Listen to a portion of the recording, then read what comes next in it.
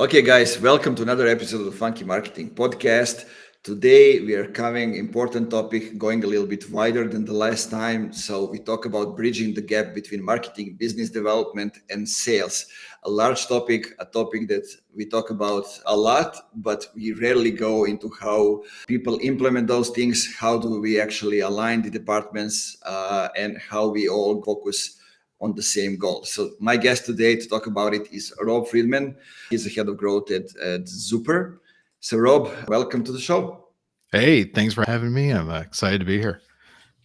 I'm excited to having you here. The suggestion of the topic was something that we got into it a little bit, mostly from aligning marketing, sales, and usually customer success. From that standpoint, it's all get lost in the theory usually, Yeah. right? And everybody's talking, oh, they should be aligned on this, they should be aligned on that, but not many people actually share how do we do those things. So maybe we can start with you telling us a little bit about your background. What do you guys actually do at Zuper, and why are we talking here about this topic with you? Sure. No, I'm excited to help bring some of the theory into reality and how it actually gets executed. And I think, yeah, the sales and marketing alignment's always a fun topic and one that I'm pretty passionate about. I'm Rob Freedman. I'm the head of growth here at Zuper, and I've been in marketing for about just over 20 years. So getting up there. And most of my background has been in that B2B space. And I've worked with some private equity companies, helping them with their portfolio companies. So that's fun. You kind of be like an internal agency. So I've had that experience helping entrepreneurs and people grow their businesses, build new businesses from the ground up, even from launch. And then most recently in the B2B space, with Advisor Software before it was acquired, and then now with Zuper, where we are a growth stage startup. We just last year closed our Series A. Very exciting time here. And what we do at Zuper is we are the most flexible and customizable field service management application platform out there. And what we do is we empower businesses of all sizes to have a holistic view of their field service operations and help them make those data-driven decisions that's going to help them grow and better serve their customers. Yeah, two things that I mentioned. So first one is what we, not me actually, I don't consider myself as a young marketer anymore, but I feel you.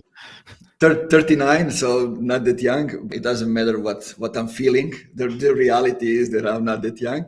But usually now I see the youngsters say that people who are 20 plus years in the game, they do things in the old school way. They don't adjust to the new things. And I encourage them to go to your profile and see the things that you're doing and to kind of question themselves, does this look as somebody who is out of the game, or it's something that's completely contrary? Oh, I like to think of myself as someone who's still in the game and still hopefully, not just playing, but also innovating and helping others innovate as well. I like to take on the teaching, mentoring part. I'm kind of entering that phase of my career where I'm helping other marketers. Sometimes I am giving historical context. I kind of think of it as like that scientific process. The older scientists helps teach the younger ones, hey, we already did that. It didn't work. Here, now let's try something new together. And sometimes I'm giving the historical context, but also sometimes I'm saying, hey, let's challenge each other. And I love it when my team comes to me and says, we think there might be a newer or better way of trying to do this. I'm like, hey, let's rethink it. Let's experiment. And I think it's that what keeps you young, keeps us young in the game is when you're willing to experiment and try something new, and you're trying to, test the waters and not just stick with the tried and true and what worked for you at the beginning of your career. What got you here won't get you there. I know that. And the faster you learn and iterate from that, the faster you grow, both as a person, but as a marketer. And that all helps you, the whole company and everybody grow with you. Yeah, I totally agree. I mean, I'm telling to the people, I'm doing now the strategic part of the marketing, and I'm telling them like I'm 39, like I'm basically a kid when it comes to people who actually do the strategy, right? I still have a lot to learn, but I had this luck that I'm seeing things that maybe others don't because I execute a lot of things. And it's exactly what you said, right? I'm able to see the things others don't, and I don't consider myself as like know-it-all guy. I still have a lot to learn, like when it comes Yeah. to overall strategy of the company. But when it comes to the marketing strategy, there are some things that I'm seeing faster than the others, and it helped me, stand out in a way, especially now here in the Balkans. Usually, we are a couple of years behind the US, especially, and then the UK. And Yeah. somebody needs to come in and evangelize the things, the way we buy that has changed, Mhm. how the internet has matured and all the changes that it has brought. But talking about that, you're a lot in the field marketing, and Mhm. the company is dealing with that. So maybe before we get into the alignment, maybe we can talk about it. I see a lot of people now talk in the same manner about creating demand and field marketing, because basically they have a lot of similarities, and those are kind of the thing. You go to the field to kind of in a way create demand, right? That was back in the days. Now we can do it on a wider scale Yeah. online. So maybe we can talk a little bit about that topic. Yeah, I mean, we've definitely done some really fun guerrilla marketing type tactics this year to help build up that brand awareness, build up energy, to build up excitement for the brand and what we're doing. One of the cool projects we did, our team is founded by some very ardent cricket fans. And Nice. in fact, one of our co-founders play like semi-professionally in India and at some pretty high levels. And so we were one of the sponsors of the Seattle Orcas, and that the Seattle Orcas cricket team. This was the inaugural season for Major League Cricket here in the United States, and it just so happened that they were playing the first part of their T20 tournament up in Dallas. So I'm in Austin, Texas, quick drive down I-35. And to support our sponsorship there, we hosted a flash mob at opening day for the Orcas season up in Dallas. So we did a flash mob. We did some other giveaways, fun giveaways in the crowd. We did some other activities, some singing and dancing. It was really cool and got a lot of attention, got people talking about Zuper. And then when I went to follow-up games, I'm wearing the shirt with the logo, and people are like, Zuper, I remember the dancers. Hey, Zuper, what, do you got any more of the rally towels? Yeah, we gave out rally towels and stuff like that. It was like fun doing something kind of creative that definitely got the brand to stick in people's minds. It gave them a positive association, and it worked. And then just recently we were sponsors and exhibitors at the HubSpot Inbound conference. And yeah, it's a huge conference. And how do you stand out of the crowd at a big conference like that? Well, one of the things we did is we sponsored some Uber cars, and we got them wrapped with the Zuper branding. And so with some car wraps, and had them driving around Boston, giving conference attendees free rides from the airport to the conference center, free rides for some of our VIPs and our business prospects. So we go out to dinner, and we, flag them a car and have it pull up, and the Zuper logo and everything's on the car, and off they go. And then we had people did social media around that, saying, hey, if you need a ride to the airport, check in at the booth. And then we would get their contact information, of course, and they check in. We could tell them a little bit about Zuper. The drivers were trained to actually talk about Zuper during their drives, and they got a free ride. And we got people who replied us, hey, thanks for the ride, Zuper. And those types of things, kind of like you said, build brand. They actually bring in leads, and help create that demand out there in the field. Yeah, I love those examples. Those are great things. Not many people think outside of the box, right? And I think we should encourage more people to do that. I also like to get inspiration and to merge some of the things which are not necessarily B2B or business at all. Like I don't know, like hip hop, like sports. Yeah. Like I'm coming up with a campaign which is inspired by Originals campaign from Adidas.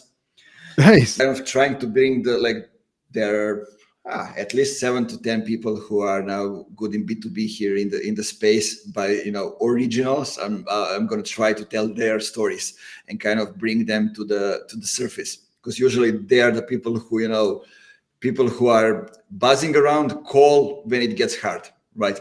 So I want to give like visibility to those people. Yeah. But the fact remains, and I was just reading the article on Harvard Business Review, actually the research that says that, like most of the companies, and it is also the practice that I'm seeing, probably you as well, that when the time comes for the company to start searching for the vendor to hire or a product or whatever they are looking for, they usually have a ready list of the companies that are already on top of mind, right? Yep. And it always come back that they choose one of those.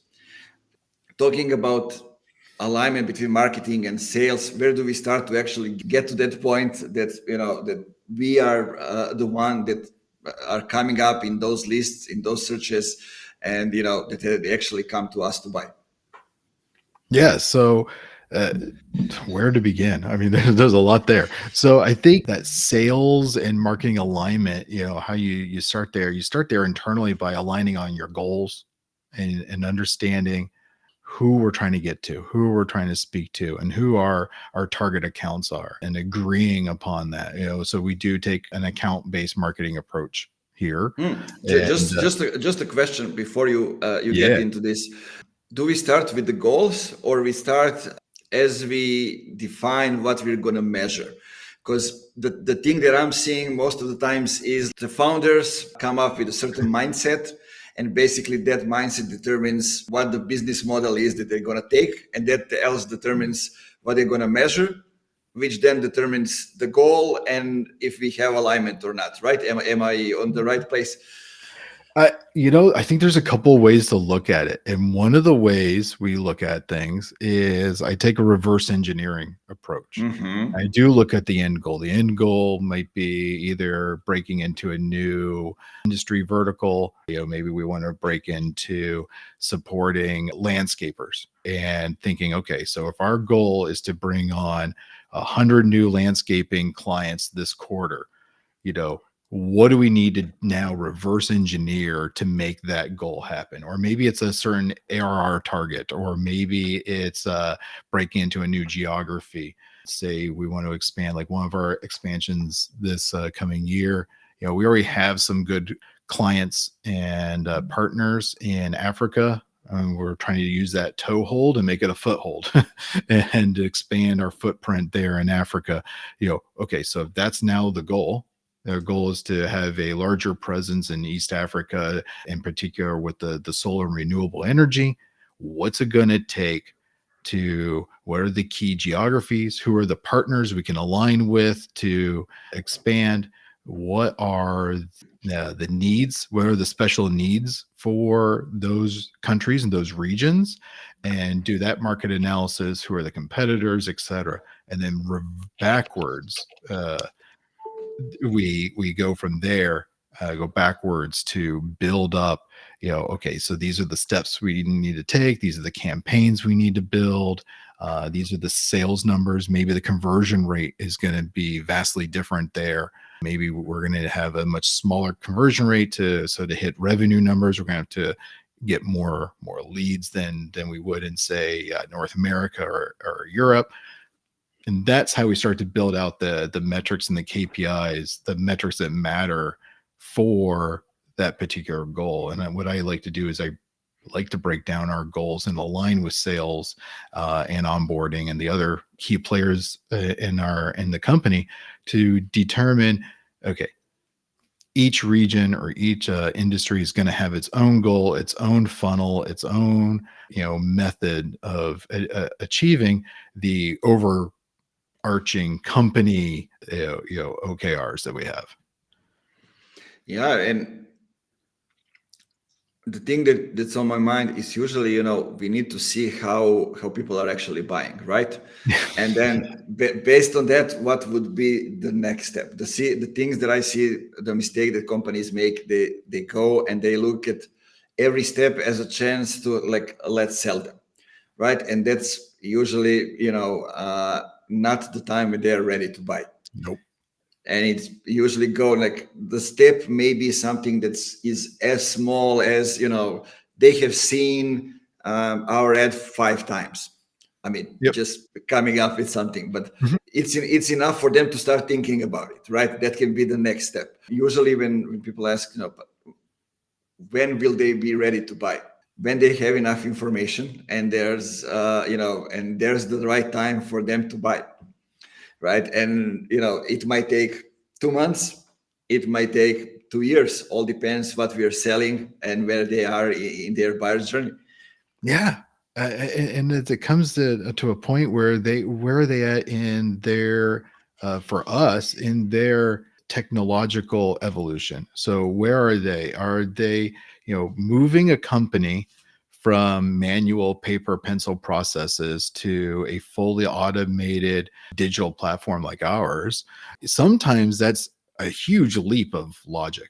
That is a major change management for a company. And when they're completely digitize their field operations, and now they're thinking, oh wait, so I can now dispatch my technicians out into the field. They don't need to come to the home office and grab their clipboard full of tasks for the day, and they don't have to manually do their own routing in Google Maps on their phone and figure out where the technician could wake up, log in, jump into their van that's in their driveway and load up, and it'll tell them immediately, your first stop is here. It's a HVAC, seasonal HVAC tune up, and then the next and what they need to do. And then it's automatically queuing up their entire day for them. They don't have to think about it. They know what parts they need to have loaded into the vehicle, what tools they need to bring with them that day. They can have a checklist built out for them. Like that, going from the all super manual to that can be scary for a business, and especially for a business owner who says, I know I need to change the way. I can't continue to grow and serve my customers and make a better life for my employees, even a better working conditions for my employees.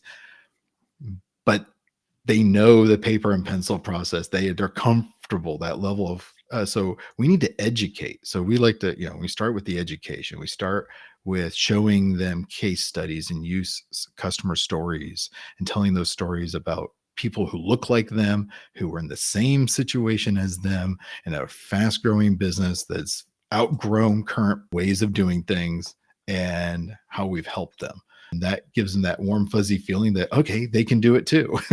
And then you jump into our value props. Like, okay, now that we've convinced you to go digital, to make that mind shift, to make that shift in your company, now the next step is to convince you why Zuper is better than the others. Now I'll tell you our unique value proposition. Now I'll sell you on why you need a flexible and customizable solution, why you need something that gives your back office people a certain level of support versus the field technicians versus the C-suite of and the owners of the company, and coming up what the value is for each of those different stakeholders in your company and how their lives will benefit and their jobs will be better by using our platform. That's the next level. And then you come up with like, what's the incentive? What's that last little piece to get them over that hurdle? But yeah, you can't just sell to people right away. Here, book a demo. Well, why am I booking a demo with you? I don't even like, you got to first convince them that they even need to make a change. And then if they're on a legacy tool, maybe they were early in digital adoption, but now they're on a legacy tool that's doesn't quite have the integrations or the APIs that they might need. Maybe they're trying to connect in QuickBooks or Zoho or something into their system. Now they've got a CRM that's siloed. They've got their field management that's siloed. They've got their dispatching scheduling and dispatching, all these different siloed digital tools And now we're trying to convince them, hey, remove the silos, break down those barriers in your company, and come to a solution that brings it all into one place. And because of our integrations, everything will tie together. You don't need to abandon, QuickBooks or Zoho or HubSpot or Zendesk, those tools that you've adopted that you like. All we're going to do is help them all come together, talk to one another, work together, and you don't have to log into 7 different apps to get your job done. You can just go to one place. Telling that evolution and that mindset and change management is one of the things we coach our teams and our salespeople, essentially become consultants in a way. Yeah, I mean, change management is so important, and that's the most difficult part of every transition, right? How you can handle all these things that it's scary. But one thing you said, and I work a lot in a moving industry, Yep. and one thing that was over there, going into somebody's apartment and writing down the inventory and everything that's gonna be moved, Mm-hmm. right? And then the COVID came, and then appeared digital inventory, right? Yes. When they can do it over Google Meet, over the Zoom, whatever it is. Like the team even sell to James Harden when he was moving, Oh, from that's cool. From Houston, I think, to Philadelphia at the time. There was Mm-hmm. like, man, we did digital inventory for James Harden, That's right? awesome. So that's how real it got. But basically, you need to, I'm going to tie it to one more thing. So that's scary. You need to have like the bigger change and explaining that the leapfroggers, the best company over there, are already making that step. So you are already late. So creating that urgency that you mentioned, but also like salespeople being the coaches, right? Yeah. From that perspective, and kind of taking them by the hand and guiding them to the way when they are ready for that step. Because in your case, doing the digital transformation, it's extremely hard, not from the standpoint of they just going digital and doing things in a different way, but also like removing tools, the products that they were using before, that they got used to doing, like Yeah. probably for years. Easily. Yeah. And I think one of the things that I do in tying in with our sales team is listening to them. They're the front line and helping them. And they tell us these are the use cases, or these are the questions we're getting. Can you now find a customer story, and can you find and build some content that helps address these concerns? It helps address these things. It's not just saying, uh, you know, helping them with a feature checklist, because if you start to look at almost any software industry and you look at the top players side by side, they're all going to check most, 90+% of the boxes are going to be check, check, check, check, check, check, check. They all got it.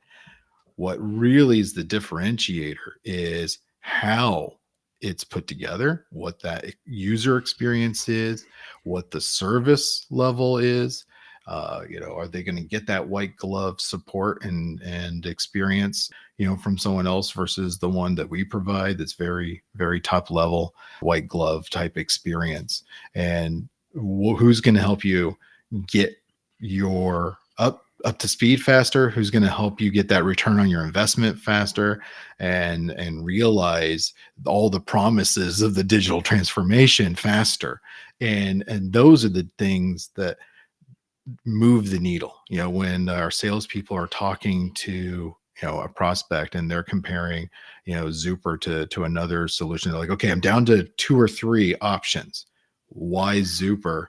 And the differentiators then become more about the people. And it's like, we're not doing, and that's where I think I don't really believe in B2B sales. It's more of a P2P. We're people to people. It is you and me building a relationship, you and me building a rapport. You trust what I'm doing, you trust what I'm talking about and what I am presenting to you, and the direction I want to help you take your business. And it's building that that relationship, that's the end of the sale. And that's who they're going to buy from. They're actually going to buy from the person who gets them and gets what they need versus someone who's just trying to help them check boxes and make it very transactional and cold. Yeah, I totally agree. I mean, B2B is not the same as B2C if we talk about, how are things happening. But when we look at, when it comes down to the sale, to the final part, then it's, from do you have a relationship with that person? Do you feel like they are the right fit? Besides all the facts that you already know and that you get why them, why they are the right for us. Because there is one thing that I always say, like, there are a lot of biases in B2B companies. And based on the jobs that they need to do, a lot of people are protecting their asses, right? Yeah. So from that perspective, you need to know what's the job of that person and what's the goal that they need to achieve while they're talking with you. And your goal is to help that person do a better job inside their company. And if you know that, and you know how you are different than the others and why you are the right fit for that company, basically you have everything you need to sell in that moment. Yeah, absolutely.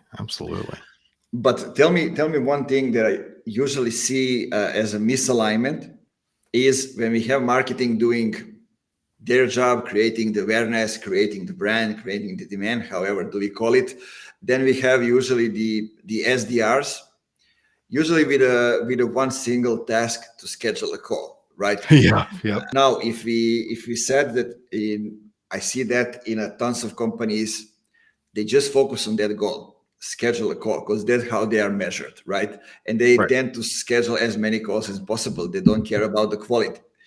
And then basically, let's say that they create a perfect relationship with that lead, with the prospect. And when the time comes from them to buy, then they say, I have another person, which is account executive, to come and sell to you. Right. Yep. So basically, you introduce the other person when it's the highlight and when you need to close the sale. And all these parts of the buyer's journey are the places when you can simply break the buyer's journey, break the trust. And, there's so many chances those parts are not aligned to break the relationship and the company don't buy from you. Yeah. And I think to help bridge that, I know not all companies structure things this way, but at Zuper, I actually oversee the business development SDR, BDR team to help make that alignment between marketing and what they're doing. And one of the things, yes, they are measured on meetings booked. Higher metric is how many of those meetings actually lead to deals that close. Yes. Everything must tie back to revenue. And that is what they're incentivized on, is deals that the AEs are able to then carry forward and close. So what they are doing in their discovery calls, now they still get credit. Hey, getting someone on the phone is not easy. All right. Getting someone to give you 15 minutes for a discovery call, that is worth, noting, but they get greater incentives to actually pull through and only let through to the account executives good fits. It's, first of all, it's respectful of the prospect. If we're speaking to them and we don't think they're a good fit for us, maybe their business is too small, maybe their business is at a point where a different tool or their current tooling is great, but we can show them that when they hit certain, look for certain signs, that's when, and certain user accounts, okay, now you're ready for a solution like Zuper. Maybe they have a unique integration or a unique need that is not a good fit for our platform. And maybe we'll even say, you actually just need X. You don't even need Zuper. You actually, and here, we'll even recommend one or two things that might be a better fit for you. And if you ever need help with your field service, scheduling and dispatching and invoicing, et cetera, come back to us. But what you need is more of an internal project management system. Okay, go get Asana or something like that. That's not what we're here for. So some of it is respect for them and respect for the AE's time. And I think that builds trust within the marketing, business development side of things and the sales side, they now have confidence that the leads that they are getting, those demo bookings that they're getting, are going to be higher quality, that they are going to put the extra time and effort into preparing for that demo, making it nice and personalized, because we've built a system of trust, mutual respect and trust for our two teams, and tying. And part of that was putting the incentive at the right point in the chain, and the incentive is what closes. Yeah, I love that. Thanks for sharing those things. Those are actually the things that makes the difference, right? If your programs and your department is going to be successful in what they're doing or no. But tell me, how often do you have the teams together sharing the information and the insights, the incentives? How does that happen inside the company? Yeah, so we have, I mean, we're on Slack, so we chat constantly. The leaders at the leader level, I probably speak with the head of sales multiple times a day. I definitely speak with the head of my business development team, with him constantly throughout the day, and head of our digital marketing and all of our other marketing functions daily as well. So I mean, I think that's continuous communication. And then formally, we get together for monthly meetings, and there's some weekly calls that happen at a certain level, and we get the whole team together quarterly. Everyone's there in the room, and they may not be presenting, but they're listening, they're taking it in, they're hearing. So everyone's on the same page, hearing the same message at the same time.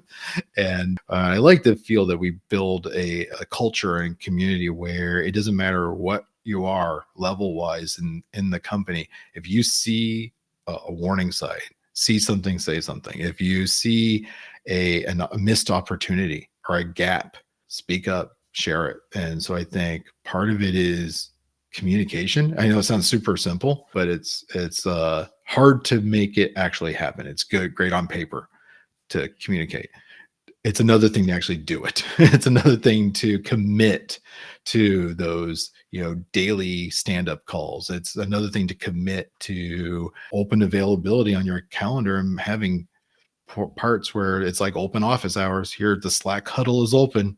Just jump on and let's talk. You're working through a problem, working through an issue. Just jump on and let's talk it out. Yeah, I mean, culture is so important, and usually we forgot about it. Especially if you have a great culture, we forget to emphasize what's happening. And like looking from the sales perspective and marketing perspective, right? If you don't do the internal marketing and actually hype the team about what you are selling and about how you do the process, how can you actually sell if you cannot hype your own team?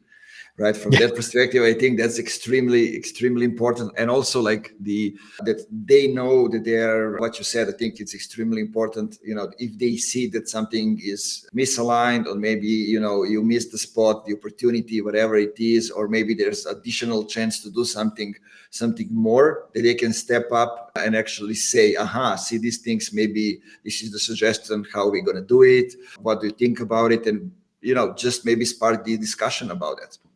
Yeah, I think kind of touched on something there that we like to do is when we're rolling out new processes, and we're rolling out new processes or tooling or procedures, is getting buy-in from the people who actually have to do the work.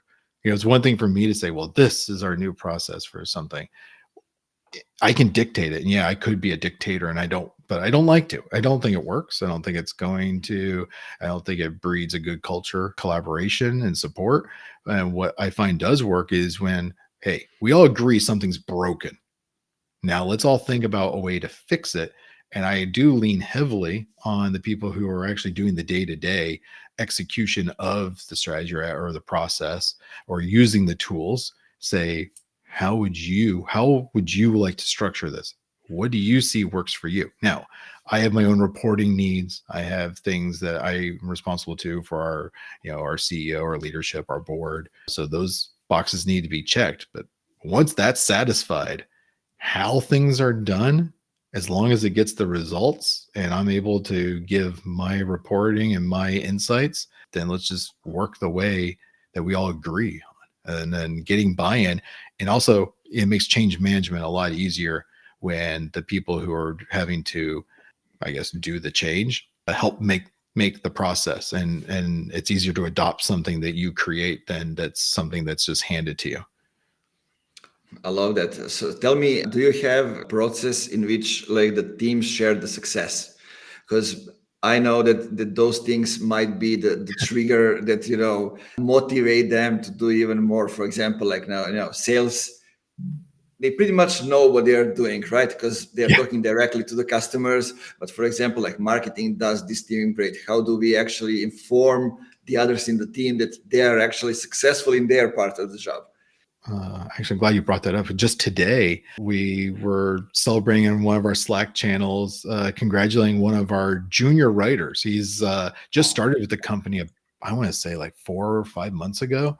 And one of his blog posts converted a lead, which became a deal. And it was like, hey, we're celebrating that and recognize, hey, Suman, your article, we gave the link, converted a deal. And so congratulations.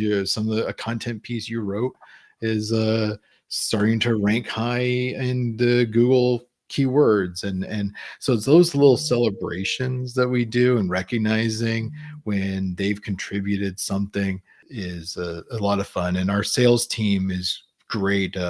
We have like a sales gong channel here in our Slack, so every time a new deal is closed, a little snippet comes up, and the salesperson who usually closes the deal will add a comment saying, hey, thank you to BDR or whatever the person's name was. Thank you for doing the discovery call on this. Great notes, really helped me on when I built out the demo. We do build a culture where we do like to congratulate and thank each other for their contribution to the whole process, where be it the designer who built a great ad campaign and now that ad campaign's converting really well. Hey, congratulations, your design, you're a design idea that won in the A/B testing actually is crushing and converting 5% higher, and these are the leads, the deals that have come out of your ad from your ad campaign. So thank you. That type of acknowledgement. Yeah, I love those things. Usually, what I do with companies, I like to also connect the self-reported attribution on a Yep. website in case we are working to create demand, right? That's the only case where it makes sense. Mm-hmm. And kind of to get the response, okay, to the CRM, but also to the Slack channel, when they can see what people actually say, what created the demand, right? So we have all kind of things. For example, for funky marketing, people even said like Nemanja jumping out of Pate on LinkedIn. That was like, okay, it's actually working. Right? Those kind of things. Then they say, I don't know, like we were focused on go-to-market strategies and talk specifically about that in the 2 weeks before that. And then somebody converted to the website and they told like, your overview of go-to-market strategy seems like hypothesis that I want to try because it's totally different than what we are seeing in the industrial space. And I'm like, those are exactly my words, right, from the posts. and I and love that, that. yeah, and that's how actually people see. I don't need to tell them that it's working, or other people from the team. You see that from the customers, from people who are scheduling calls. They can actually see their words and say, aha, we are focusing on LinkedIn, it's working. We are focusing on, I don't know, like being inside the communities and giving value over there. People are saying that when they convert on the website, which means, we should keep doing that. I love that. Yeah. Yeah, those kind of like small things are extremely important to keep the team up to on a track to the goal. Absolutely. Gotta keep them pumped up, gotta keep them excited, and people, I think, just like to know that they're having an impact, that what they're doing on a day-to-day basis is not just recognized but matters. I mean, it'd be incredibly frustrating to go months on end wondering, what are my blog posts doing? Are my articles even getting read? And so we love to share, like, hey, you've hit this new milestone of viewers on your YouTube channel. We launched our own podcast, Zuper FM, and our head of field service evangelism is the host. And we like to bring on field service leaders to talk about issues about elevating the customer experience and completed service work and that type of high level topics on there. But man, if I was the host, of Michael, who's our host, he wants to know how many listeners, how many downloads are we getting? Are we getting leads? Are we getting traction from the post? It's important to share those metrics and share those out. It keeps him motivated when he sees that we got 2,000 listens on an episode in the first week from YouTube, or a few hundred downloads on Apple. He loves that. They're like, hey, this is great. We got some new subscribers. This episode's topic actually, people listened to it and generated more new subscribers than any other. And then it's motivating. Exactly. Yeah, I mean, look, sales cycles are long, especially in your Yeah, case. I, it I is. guess when you are, including the digital transformation and you're basically transforming the way they operate. And, knowing that a person shared the podcast episode inside their Slack or whatever it is that they are using, they listen to that. And when the time came for them to buy something, that was the trigger. Yep. And them telling you this, it changes the game completely. Totally. Totally. We love it when we hear people get on a demo with one of our salespeople and they're like, oh yeah, and they start going through like some of the features or use cases. Like, yeah, I saw the video on that. I saw your customer testimonial, and I saw your new integration with HubSpot video, and the salesperson's like, yeah, they already know what the tool does. It's like, now it's all relationship building. They already know that we have the functionality that they need. Now it's all about, are we the company they want to do business with? And that Exactly. Is there something that we didn't say and you feel like it's oh, man. important to mention that? I mean, no, I think we've covered an awful lot of ground here today. It's been an exciting and fun conversation. I think, again, when you're thinking about that sales and marketing alignment, you can't undervalue that the communication at all levels, not just the head of, or the leaders, or the VPs. Everybody needs to meet with one another. They need to communicate. Close bond between the BDRs and the AEs. We create like little pods between the AEs and the BDRs, so they become working in tandem with one another, and they get to the point where it's just a nice relationship between both parties, mutual trust and respect for each other. And you just can't I value that tremendously. And I think that that's what makes the two teams work so well together. Yeah, I love that. So tell me what's next for you, for Zuper. Yeah. Well, 2024 we're expecting to be pretty exciting. We got some announcements coming up. We've got some big feature drops coming up here in Q1 of next year. We might even have a nice big one here before the end of the year that's really going to help some of our customers and future customers do more. So I think we've in 2024 for our product is very exciting growth time for our platform. And then from a marketing standpoint, you're going to see a lot more of us out at events, and it's going to be a fun year. Fun year. Yeah, guys, I always recommend you at this moment to go first to subscribe to the Funky Marketing Podcast. Yeah. If you didn't already, you can go on YouTube, Apple, Spotify, whatever platform that you're using. Then go to the beginning of the episode, listen to everything, stop on specific parts that are the most interesting for you. If it's something that you don't understand, make sure to reach out to Rob on LinkedIn, ask him questions. He's approachable guy, so you can ask him some things. I'm sure he will respond. Rob, where else do we direct people to go and learn more about you, about Zuper? I guess it's the website, right? Yeah, the website's a great place, zuper.co. So it's zuper.co. So that's the best place. You can easily find me, Rob Freedman, on LinkedIn. It's a great place to connect. And I love connecting with people, chatting and learning more. And hopefully I'm teaching and learning as much as I am teaching people. So looking forward to it.